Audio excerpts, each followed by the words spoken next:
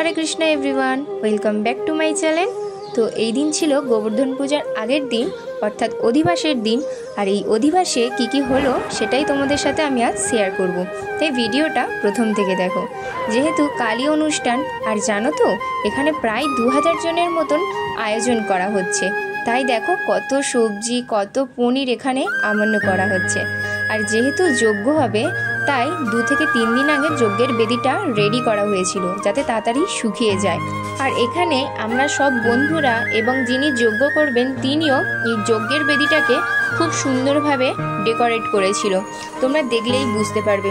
দেখো কত সুন্দর, তাই না? কেমন লাগছে যজ্ঞের বেদিটা অবশ্যই কিন্তু কমেন্টে জানাতে আমাকে একদমই ভুলবে না। আর হ্যাঁ, তোমাদের তো আমি থ্যাংক ইউ জানাতে ভুলেই গেছি। তোমাদের সাপোর্টের জন্য আজ আমার ইউটিউব ফ্যামিলিতে 50 মেম্বার্স অ্যাড হয়েছে, তাই তোমাদেরকে জানাই অসংখ্য অসংখ্য ধন্যবাদ। আর এদিকে আমাদের প্রভুজিও চলে এসেছে। প্রভুকে মালাবরণ করার পরে প্রভু খানিকক্ষণ রেস্ট নিয়েছিল এবং রেস্ট নেওয়ার পরেই প্রভু বসে গিয়েছিল অধিবাসে। অধিবাসে প্রায় আমাদের সব কিছু জোগাড় করাই ছিল। আর এদিকে আমাদের অধিবাসও আস্তে আস্তে কমপ্লিট হচ্ছে।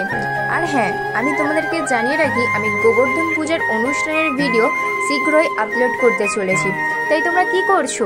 দেরি না করে তাড়াতাড়ি আমার চ্যানেলটা সাবস্ক্রাইব করো। আর তোমাদের যদি আমার ভিডিও ভালো লেগে থাকে অবশ্যই একটা লাইক করো। হরে কৃষ্ণা, রাধে রাধে।